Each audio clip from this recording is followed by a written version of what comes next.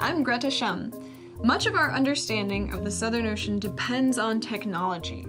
That's because the ocean is often a hard place to work. Oceanographers and engineers have had to come up with all kinds of gadgets and gizmos to literally probe our ocean's secrets. Recently, scientists have been using a type of robotic technology in the form of a float to explore and measure the impacts of climate change on our oceans. These floats don't float much. They mostly sink. A float can descend 2,000 meters into the inky deep. Then it rises slowly up to the surface, collecting data on each meter of the ocean water. Once a float breaks the surface of the water, it delivers its data via satellite to oceanographers on dry land. Afterward, it returns to a resting depth of 1,000 meters for about 10 days before diving for data again.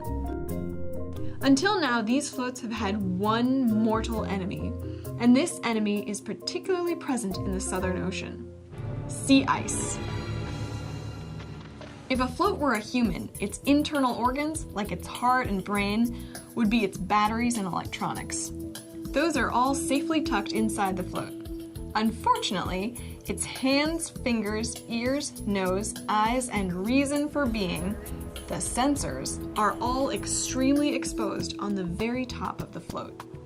A float can only control its vertical position, so if it were to be driven by currents below a layer of sea ice, the float would rise dutifully upward into an unyielding icy ceiling, and its delicate sensors would be crushed. Sea ice has prevented floats in the past from observing the water below it. Collecting data below sea ice is integral to understanding our climate. Sea ice affects physical and biological processes in the area around it, and it's important that scientists observe these processes in order to understand them. For one thing, when sea ice forms, salt in the seawater is expelled, making the water below it saltier. That makes the salty water denser and colder, which makes it sink and join Antarctic bottom water.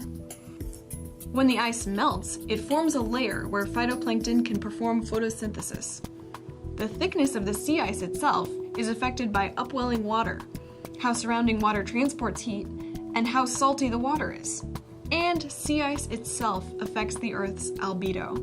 That is, how much sunlight the Earth reflects as opposed to absorbs.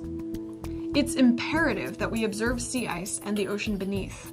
To that end, the NSF-funded SOCOM, or Southern Ocean Carbon and Climate Observations and Modeling Project, has equipped its floats with the smarts, or rather software, to avoid the treacherous sea ice and collect data from the water below. Here's Dr. Steven Reiser, the mastermind behind this new technology, to describe how it works.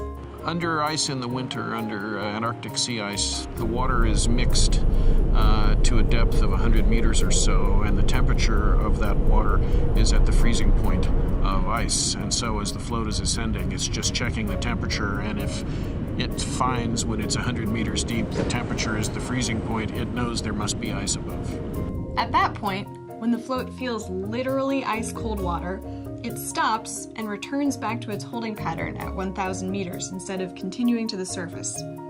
Each profile under ice is stored, and when the float finally drifts out from under the ice, or the ice melts in the spring, that data is transmitted in full. We had never had measurements under winter sea ice in the Antarctic before, and there's a whole different set of processes, physical and biological, going on there that we were unable to measure before, and now we can measure that stuff. The water below sea ice changes with the season.